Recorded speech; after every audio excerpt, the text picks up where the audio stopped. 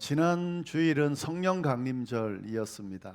저희가 성령 강림절을 기점으로 전도와 선교에 관한 말씀을 시리즈로 시작했습니다. 8절 말씀을 중심으로 우리가 말씀을 살펴봤습니다. 오직 성령이 너희에게 임하시면 너희가 권능을 받고 예루살렘과 온 유대와 사마리아와 땅끝까지 이르러 내 증인이 되리라 하시니라. 성령을 받게 되면 당연하게 나타나야 되는 모습이 이렇다라는 말씀을 이 8절 말씀이 해주고 있는데요. 이 내용을 잘 보면 예수 그리스도를 믿는 사람들, 또 믿고 성령을 받은 사람들은 당연히 전도하고 선교하는 삶을 살아야 된다라는 것을 우리가 알 수가 있습니다. 그래서 여기에 있는 이 말씀을 통해서 전도하고 선교하는 삶이 어떤 것인지 기본적으로 우리가 꼭 기억해야 될 내용들을 함께 나누었습니다.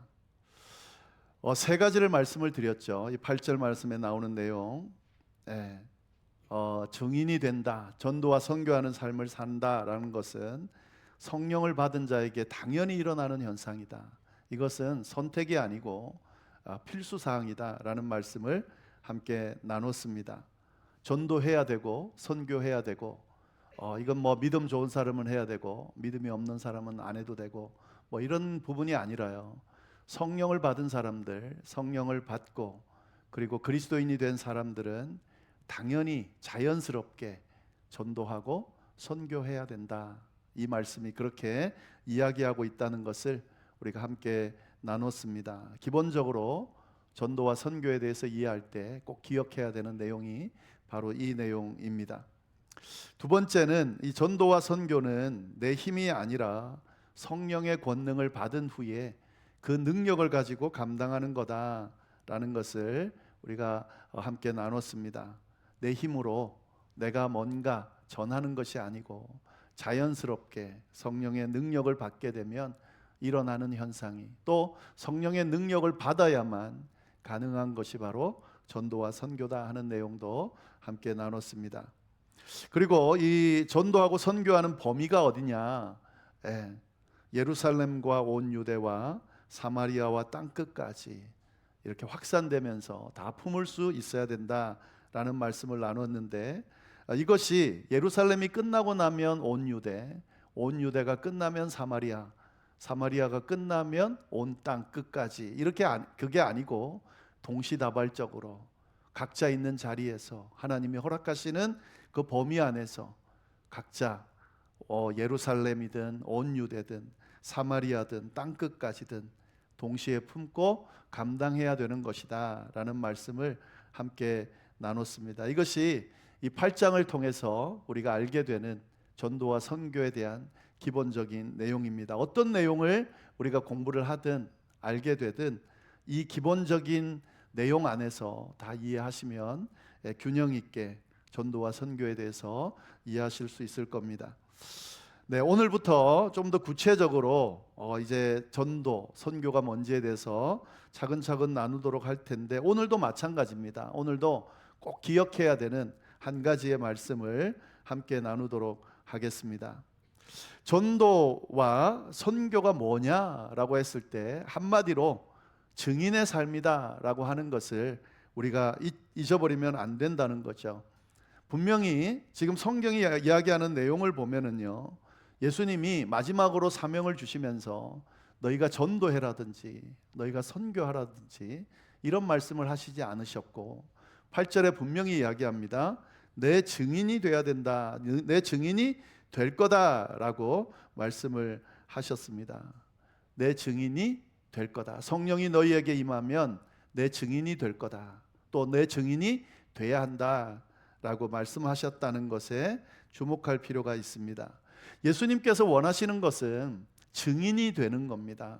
전도하고 선교하는 것의 목적은 증인이 되는 거예요. 예수님의 증인으로서 살아가는 것, 예수님의 증인으로서 예수님을 증거하며 사는 것, 그것이 바로 전도고 그것이 바로 선교다라는 사실을 우리가 잊어버리면 안 됩니다. 왜 이런 말씀을 드리냐면, 전도, 선교 이렇게 우리가 이야기하면 어떤 거창한 프로그램이나 어떤 기술을 생각하게 되는데요. 전도하는 것, 선교하는 것, 뭔가 대단한 행사, 뭔가 대단한 프로그램, 뭔가 특별한 기술을 가지고 뭔가 해야 되는 것으로 생각하는데, 그렇지 않다는 것을 분명하게 말씀드리고 있는 겁니다. 전도하고 선교한다 라고 하는 것, 특별한 어떤 프로그램을 하는 게 아니에요. 어떤 특별한 기술을 가지고 행하는 것이 아닙니다. 그냥 단순히 증인으로서의 삶을 살아가는 것이 바로 전도하고 선교하는 거다라는 걸 절대 잊어버리면 안 됩니다. 이 전도하고 선교하는 것을 뭔가 대단한 프로그램이나 어떤 기술로 생각하게 되면 어떤 현상이 생기게 되냐면요. 전도하고 선교를 열심히 하는 사람들은 어떤 착각을 하게 되냐면, 마치 내가 뭔가 대단한, 남들이 하지 않는 뭔가 대단한 것을 하는 것으로 착각하게 됩니다. 그러다 보면 자칫 더 나가면 어떻게 되냐면 막 과시를 하게 돼요.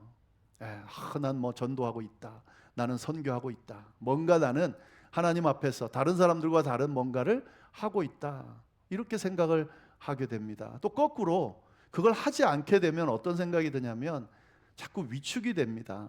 내가 뭔가 특별한 것을 해야 되는데 내 성격이나 내 상황이나 내 마음이나 여러 가지를 생각해 봤을 때 나는 선교하지도 못하고 전도하지도 못하는데 라는 마음으로, 그렇게 위축된 모습으로 또 그렇게 그 전도와 선교를 반응하게 되는 그런 현상이 나타나게 된다 하는 거죠. 진짜 그럴까요? 이 전도하고 선교하는 것이 마치 하나님 앞에 다른 사람들보다 훨씬 뭐 특별한 뭘 하는 거고, 그렇지 못하면 뭔가 위축될 수밖에 없는 그런 모습을 가질 수밖에 없는 그런 것이 전도와 선교인가?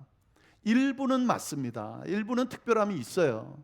그러나 기본적인 의미가 그렇지는 않다는 것을 잘 기억할 필요가 있습니다. 전도와 선교는 증인된 삶을 살아가는 것, 그것이 다예요.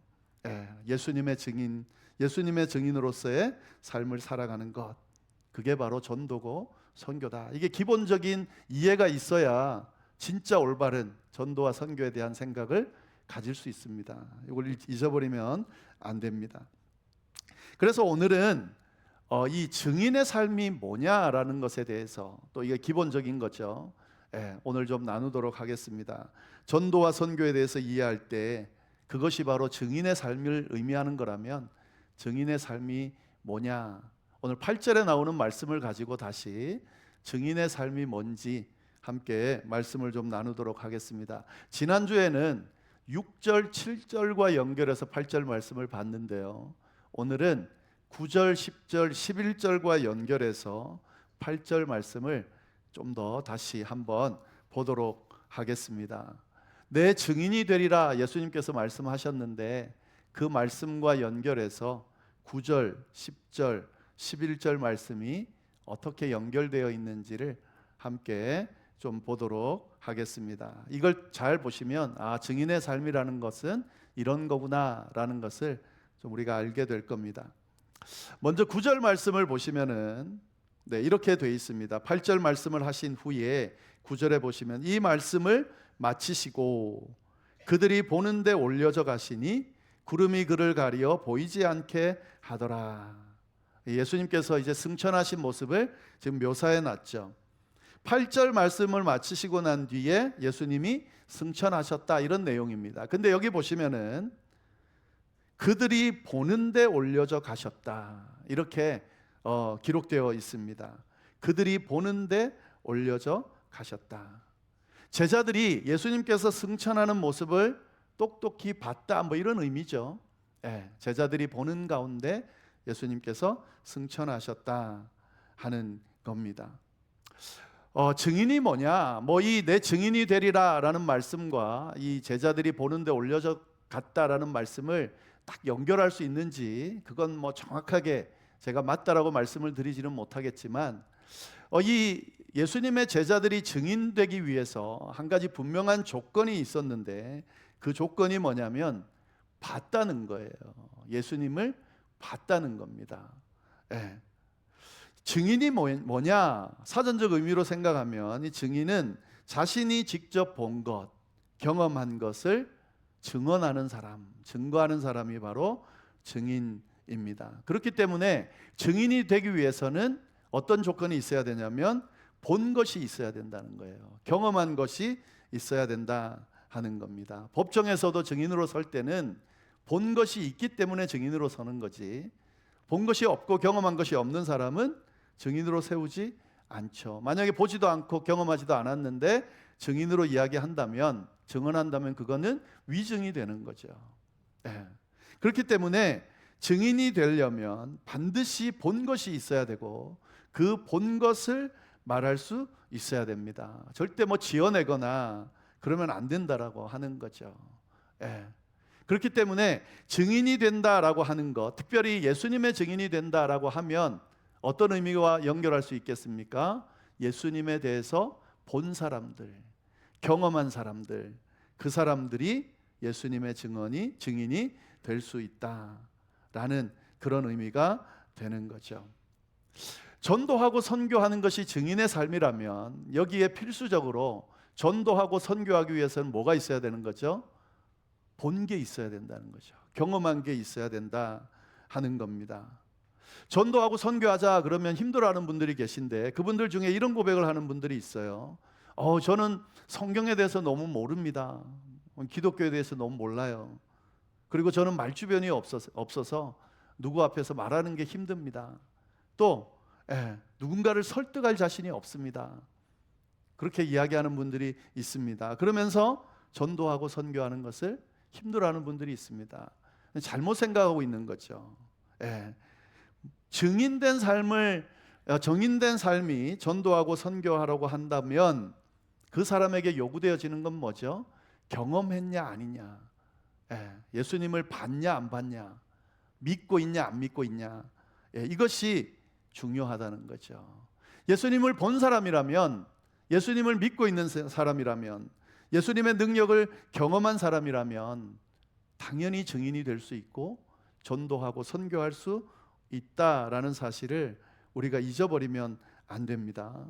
예수님은 제자들에게 변호사가 되라든지 아니면 뭔가 설득력 있는 말솜씨를 가지고 나를 좀 증거해 달라든지 이렇게 요구하지 않으셨습니다. 예수님은 단순하게 네가 본 게 있냐?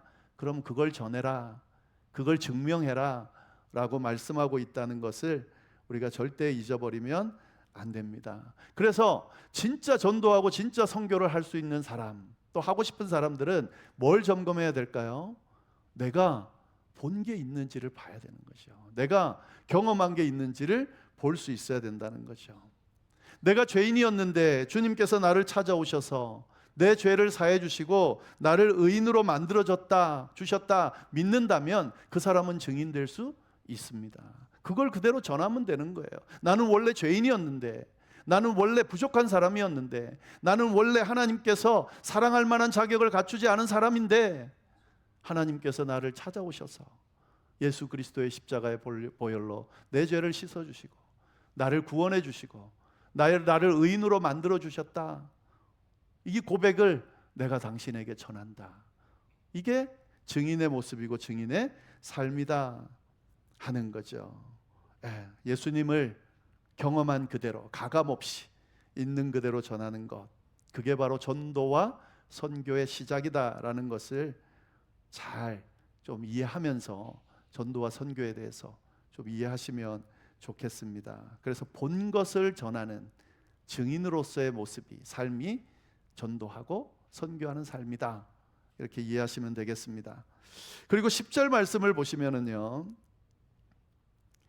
올라가실 때에 제자들이 자세히 하늘을 쳐다보고 있는데 흰 옷 입은 두 사람이 그들 곁에 서 있었다. 지금 그 예수님이 승천하는 걸 제자들이 이렇게 쳐다보고 있었고요.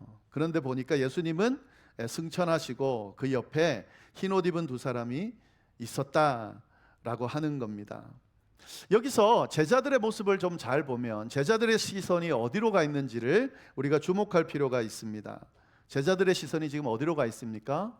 승천하신 예수님께 가 있다는 거죠. 지금 제자들의 어떤 삶의 여정을 쭉 보면 누구를 계속 바라보고 있는 사람들입니까? 예수님을 바라보고 있는 사람들이죠. 그리고 예수님께서 승천하는 그 마지막 순간까지 예수님을 바라보는 사람이었다라고 하는 거죠. 이 사람들이 증인이 되면 누구를 전하겠습니까? 예수님을 전하겠죠. 예. 증인이 뭐냐? 특별히 예수님의 증인이 누구냐? 예수님을 바라보는 사람들이고 예수님을 전할 줄 아는 사람들이다 라고 하는 것을 우리가 잘 기억할 수 있기를 바랍니다. 전도하고 선교하는 것을 생각할 때 이렇게 자칫 잘못 생각하는 사람들이 있습니다. 내 열심으로, 내 의를, 내가 신앙생활 이렇게 잘한다, 내가 이렇게 예수님 잘 믿는다 라는 것을 은근히 드러내려고 하면서 전도하려는 경우가 있습니다. 그래서 전도하고 선교하는 현장에 가보면 실망하고 낙심하고 그리고 막 시험 들고 하는 경우가 많이 일어나는데, 그 중에 많은 부분은 나를 드러내고 내 열심을 드러내고 내 의를 드러내고 내 뜻을 드러내려다가 시험 당하는 경우가 참 많이 있습니다. 내가 전도하는 걸 누가 알아봐 줘야 되는데, 내가 이렇게 멋있게 멋지게 다른 사람들보다 더 뛰어나게 전도하는 걸 좀 다른 사람이 봐야 되는데, 드러내야 되는데 자기도 모르는 사이에 그렇게 전도하고 선교하면서 알아주면 좋은데 안 알아주면 어떻게 됩니까? 실망하는 거죠. 낙심하는 거죠. 좌절하는 거죠. 시험 드는 거죠. 또 내가 이렇게 시간을 내서 열심히 이 복음을 전하려고 하는데 사람들이 제대로 받아줍니까? 그렇지 않습니다. 외면하고 가거나 뭐 그 정도까지는 괜찮아요. 막 길끗하게 좀 이상하다든지 쳐다보면서 가고, 또 그렇게 하면 실망될 수밖에 없죠. 그리고 내가 전도한다고 해서 열매가 맺어지는 게 아니잖아요.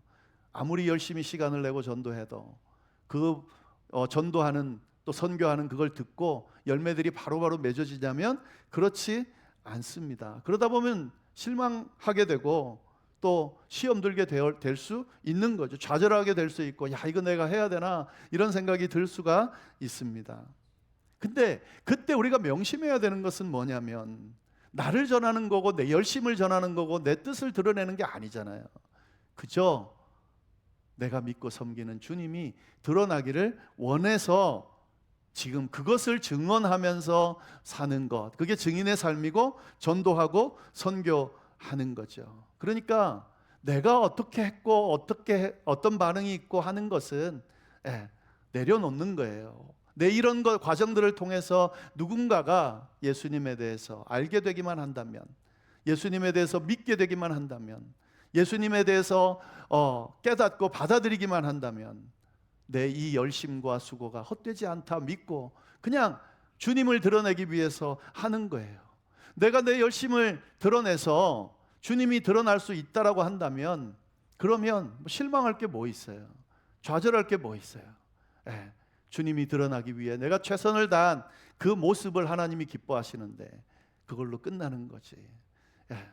진짜 증인된 삶을 살아가는 사람, 정말 전도와 선교를 제대로 하는 사람은 나를 넘어서서 주님을 바라보는 사람이고 그 주님을 어떻게든 드러내려는 사람이라는 것을 우리가 절대 잊어버리면 안 됩니다. 그리고 그 주님을 드러내기 위해 애쓰는 사람들은 절대로 나를 드러내지 않아요. 내가 드러날까 봐 항상 조심하죠. 내 열심을 가지고 결과를 논하지 않습니다. 내가 다한 최선을 다한 그 모든 것들을 하나님이 아신다 믿고 그 열심히 주님을 드러내는 데 쓰임 받기를 기도하면서 그냥 주어진 최선을 다하는 거죠. 그게 진짜 전도하고 진짜 제대로 선교하는 사람의 모습이다라는 것을 꼭 기억할 수 있기를 바랍니다. 11절 말씀을 보시면은요, 그리고 이제 이렇게 되어 있습니다. 그 두 사람이 흰옷 입은 두 사람, 천사를 말하는데요, 그들이 곁에 서서 이르되 11절 갈릴리 사람들아 어찌하여 서서 하늘을 쳐다보느냐, 너희 가운데서 하늘로 올려지신 이 예수는 하늘로 가심을 본 그대로 오시리라 하였느니라. 이 지금 제자들과 갈릴리 사람들이 예수님이 승천하는 것을 보면서 지금 멍하니 지금 쳐다보고 있는 상황인 거예요. 예수님이 승천하셨다. 라고 하면서 안타까워하면서 이제 쳐다보고 있는 상황이죠. 그 모습을 보면서 천사들이 뭐라 그랬습니까? 어찌하여 서서 하늘을 쳐다보고 있느냐. 이게 나무라는 거예요. 지금 그러고 있는데 그러고 있지 말라는 이야기를 하고 계시는 겁니다. 예. 그러니까 지금 너희가 그 멍하니 이미 올라가신 하나님, 승천하신 예수님을 그렇게 멍하게 바라보고만 있지 말아라 라는 의미가 이 안에 포함되어 있는 겁니다. 가심을 본 그대로 오시리라. 주님이 다시 오실 거다. 그러니까 믿고 어떻게 하라는 거죠? 너희의 삶의 현장에 가서 뭘 하라는 거죠? 증인의 삶을 살라고 하는 그런 말씀을 지금 하고 있는 겁니다. 증인의 삶은 뭐냐? 삶의 현장에서 주님을 드러내는 삶이라는 것을 꼭 기억하면 좋겠습니다. 이상하게 자꾸 전도한다, 선교한다 그러면 뭔가 외진 곳, 뭔가 특별한 곳, 뭔가 지금 일상과는 다른 곳에 가서 뭘 전하고 뭔가를 하는 것으로 생각을 해요.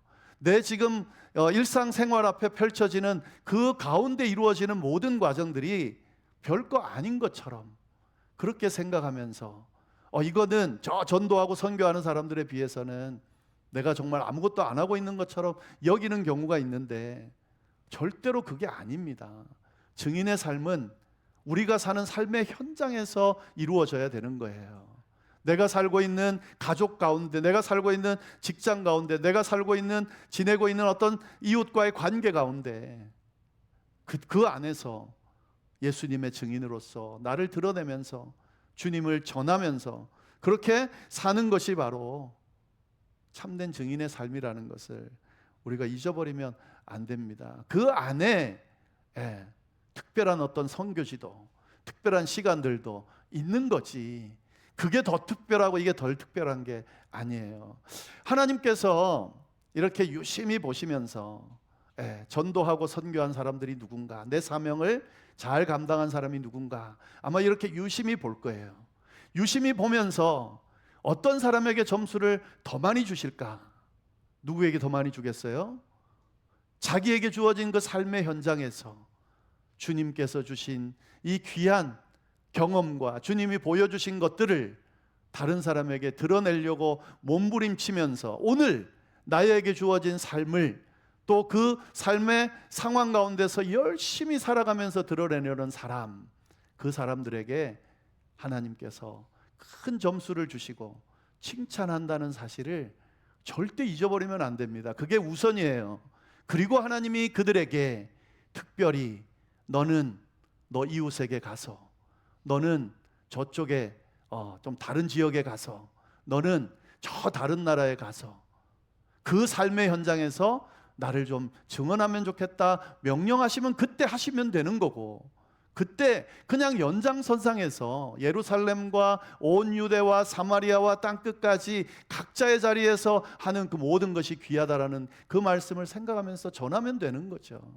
그러면 하나님이 기뻐하시고 그걸 인정하시는 것이지.